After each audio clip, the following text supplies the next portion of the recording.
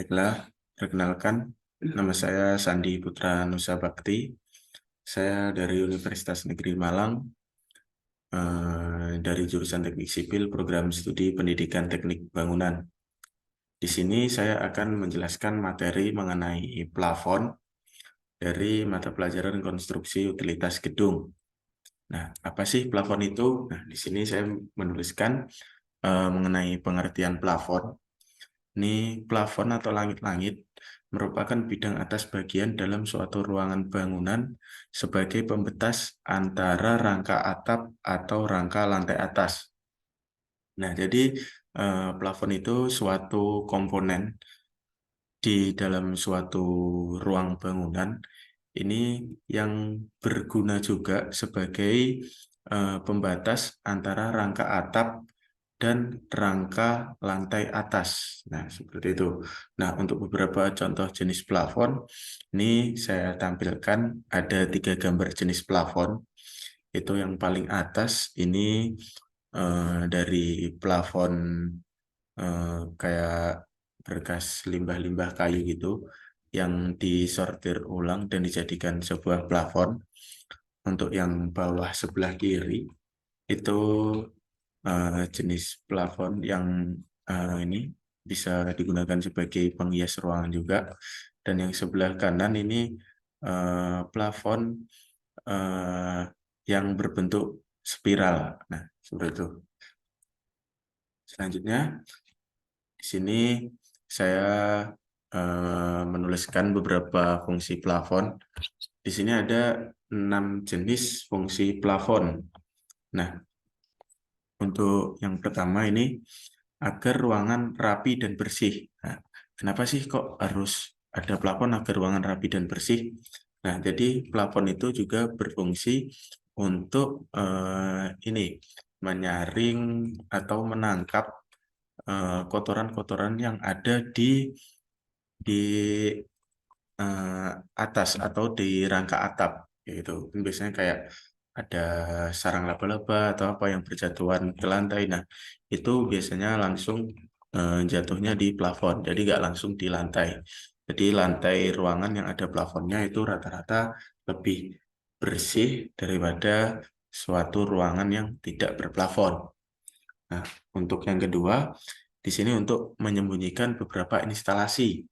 Nah, untuk instalasi sendiri di sini ada banyak sekali instalasi, mulai dari instalasi listrik, instalasi air ataupun yang lainnya itu bisa dilewatkan plafon. Jadi nggak semata-mata itu langsung menyeberang lewat ruangan dan timbul di lantai. Nah, kalau misalkan timbul di lantai itu sangat mempengaruhi rasa nyaman ketika berjalan. Nah, maka dari itu biasanya dilewatkan di atas plafon. Begitu pula dengan instalasi listrik. Biasanya kabel-kabel listrik itu dilewatkan di atas plafon. Misal ada lampu di tengah-tengah plafon. Nah, itu biasanya instalasi listriknya atau kabelnya itu dilewatkan di plafon. Nah, yang ketiga, untuk menggantungkan titik lampu, kipas, dan lain-lain. Nah, jadi akibat adanya plafon, ini juga mempermudah kita untuk menentukan titik lampu ataupun kipas. Nah, biasanya titik lampu atau kipas itu digantungkan pada rangka plafon. Nah, biasanya kan kalau semisal suatu ruangan tanpa rangka plafon, itu perlu dikaitkan pada reng ataupun usok di rangka atap. Nah, semisal ada plafon, ini bisa dikaitkan di muka plafon dengan bantuan rangka plafon. Nah, selanjutnya di sini yang keempat, ini berguna untuk sarana menunjang penghawaan buatan. Nah, sarana penunjang penghawaan buatan ini termasuk ini. Jadi tinggi rendahnya plafon itu sangat mempengaruhi hawa di dalam suatu ruangan. Nah, seperti halnya tinggi atau rendahnya suatu bangunan. Nah, itu hampir sama dengan tinggi rendahnya suatu pemasangan plafon. Semakin tinggi pemasangan plafon, suhu udara di suatu ruangan tersebut akan terasa lebih dingin. Nah, begitu pula sebaliknya, ketika pemasangan plafon lebih rendah, itu biasanya suhu di dalam suatu ruangan itu terasa lebih hangat atau panas, kayak gitu. Jadi tergantung suasana nih apa itu namanya di sekitar kita. Semisal suasana di sekitar kita lebih dingin, pemasangan plafon di setting lebih rendah itu juga bisa. Begitu pula sebaliknya. Nah, untuk yang kelima ini untuk meredam bunyi. Nah, untuk meredam bunyi sendiri ini diperlukan plafon yang berjenis khusus atau bisa disebut plafon akustik. Nah, seperti itu. Biasanya digunakan pada tempat-tempat karaoke atau hiburan malam itu biasanya menggunakan plafon peredam bunyi atau plafon akustik. Nah, yang keenam ini untuk memperindah interior. Nah, jadi pemasangan plafon itu bukan semata-mata ini untuk apa? eh, agar ruangan agar rapi dan bersih ataupun dipasang plafon biar hawa nih lebih sejuk ataupun lebih hangat, bukan. Jadi juga menjadikan suatu ruangan itu lebih indah. Nah, itu pun juga tergantung pada desainer ataupun pemasangan plafon itu sendiri. Semakin pemasang ataupun desainer itu lebih kreatif, maka plafon juga akan berbentuk atau bentuknya akan beragam juga. Dan itu pun dapat memperindah suatu ruangan. Nah,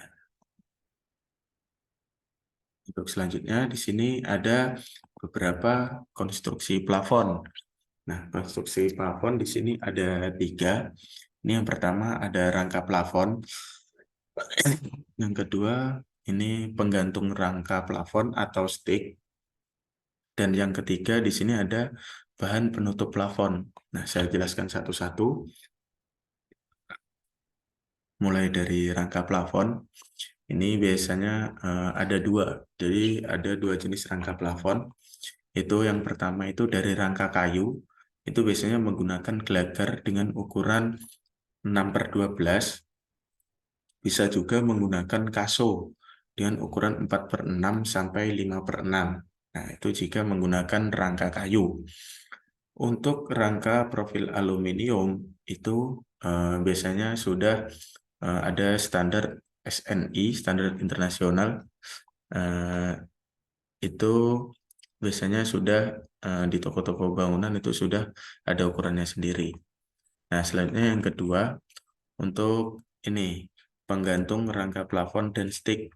Nah, penggantung rangka plafon dan stick ini ada beberapa ukuran.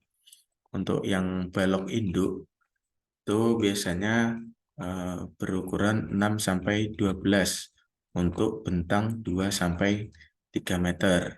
Nah, untuk balok pembagi pertama itu biasanya ukuran 6/8 untuk bentang 2 sampai 2,5 meter dan ukuran 5/7 untuk bentang 1 sampai 2 meter.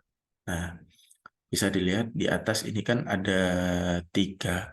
Jadi yang paling atas itu bisa disebut balok induk, yang tengah itu balok pembagi pertama, dan yang paling bawah itu balok pembagi kedua. Nah, selanjutnya kembali ke penjelasannya, balok pembagi kedua ini untuk ukuran 4/6 itu digunakan pada bentang 1 meter. Jadi ada ukuran-ukurannya sendiri tergantung panjang bentangnya. Nah, selanjutnya yang ketiga ini ada bahan penutup plafon.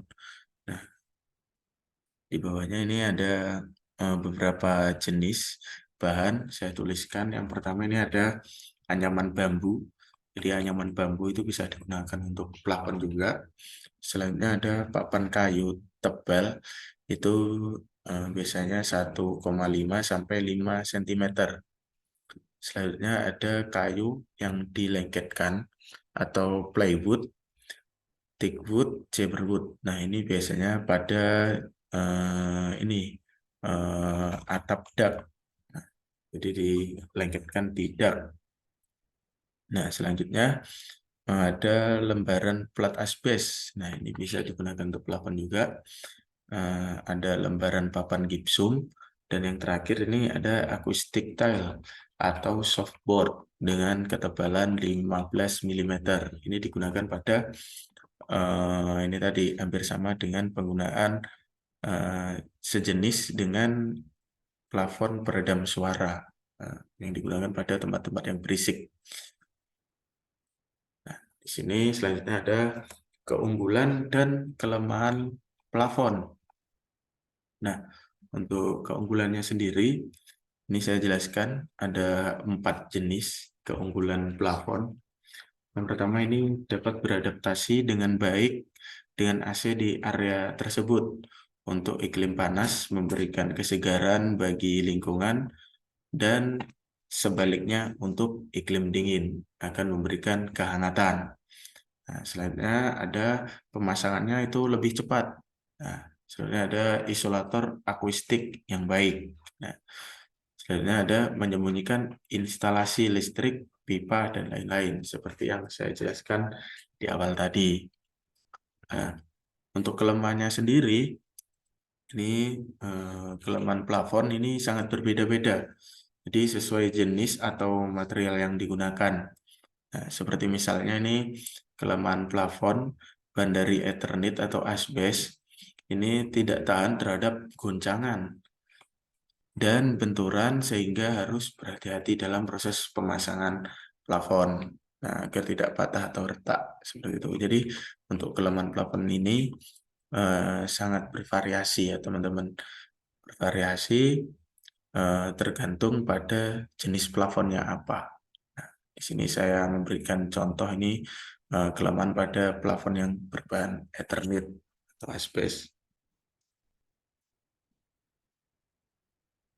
Nah, selanjutnya untuk prosedur menggambar detail plafon. Nah, prosedur menggambar detail plafon, yang pertama kita harus menetapkan pola langit-langit. Yang kedua, bagian dari konstruksi plafon dan penggambaran rencana atau gambar kerja. Nah, untuk yang menetapkan pola langit-langit, ini kita harus menentukan bentuk ruangan. Jadi bentuk ruangan kita itu seperti apa, lebar ruangannya berapa, itu kita harus menentukan. Dan kita harus mengetahuinya. Nah, sebenarnya ada bahan yang harus digunakan. Jadi sebelum kita mendesain atau membangun, ini kita harus merencanakan bahan apa yang akan kita gunakan sebelum memasang plafon. Ini ada tinggi rendahnya penutup. Nah, dan terakhir ini menggunakan list atau tidak. Nah, kita harus menentukan terlebih dahulu. Nah, untuk yang kedua, bagian dari konstruksi plafon. Bagian-bagiannya seperti yang di awal tadi, ini ada 4 bagian. Yang pertama itu balok induk, balok anak, balok pembagi, dan yang terakhir ini ada langit-langit atau pian. Nah, bisa disebut juga muka plafon. Tuh. Nah, untuk yang terakhir, untuk penggambaran rencana, ini meliputi gambar rencana plafon dan detail plafon. Nah, untuk bahan penutup dari triplex dengan ketebalan 4 mm, itu menggunakan ukuran 1,2 kali 1,2 atau 0,6 kali 1,2 meter. Nah, selanjutnya untuk bahan penutup dari asbes ini menggunakan ukuran 1 kali 1 atau 1 kali 0,5 meter. Nah, di sini saya cantumkan beberapa contoh model plafon. Ada 5 contoh ini. Yang pertama ini ada plafon rumah transparan. Ini sangat berguna untuk pencahayaan. Jadi plafonnya itu langsung tembus cahaya dan biasanya itu di atas ada berbagai macam batik. Kalau yang ini ada motif bunga atau dedaunan seperti itu. Jadi enggak semata-mata langsung tembus ke ruangan cahayanya. Jadi masih ada penyaringan cahaya. Nah, yang kedua ini ada plafon gantung artisik. Nah, ini salah satu fungsi plafon sebagai penghias ruangan. Jadi nggak semata-mata nempel di rangka plafon, jadi juga bisa digantungkan yang bertujuan sebagai penghias suatu ruangan. Nah, di sini selanjutnya yang ketiga ini ada plafon model kipas. Nah, jadi plafon model kipas itu di sela-sela tumpukan plafon itu bisa dipasang lampu. Jadi ruangannya itu tanpa lampu bohlam. Jadi di sela-sela plafon itu disediakan atau dipasang lampu dari ujung ke ujung. Seperti contoh di atas itu plafon model kipas. Nah, selanjutnya ada plafon dari batang kayu. Nah, plafon dari batang kayu ini eh, sangat bermacam-macam, dari jenis kayu apa itu sangat bermacam-macam. Untuk pemasangannya itu biasanya kayu dipotong-potong itu dari ukuran tertentu. Jadi kita tinggal memasangnya atau memakunya di rangka plafon.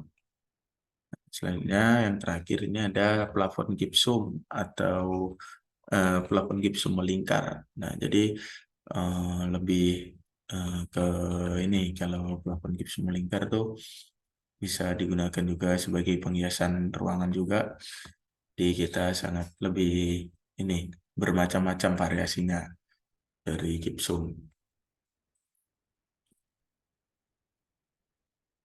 Nah, di sini terakhir saya jelaskan salah satu contoh atau contoh ini dari denah rencana plafon.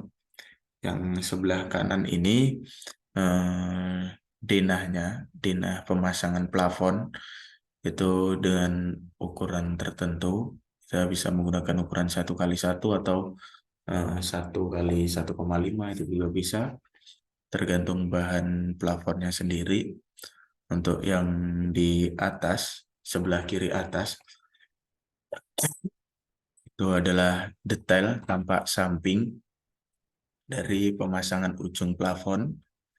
Bisa dilihat detail-detailnya, itu ada 3 detail pemasangan ujung plafon. Dan yang paling bawah itu potongan ini, potongan BB dari ini gambar sebelah kiri, sebelah kanan, potongan BB-nya itu yang 3 itu dari balok pembagi. Nah, berikut penjelasan saya mengenai plafon. Bila ada yang ditanyakan bisa hubungi kontak person yang sudah saya santumkan di sini. Bila ada kurang lebihnya saya mohon maaf yang sebesar-besarnya. Wassalamualaikum warahmatullahi wabarakatuh.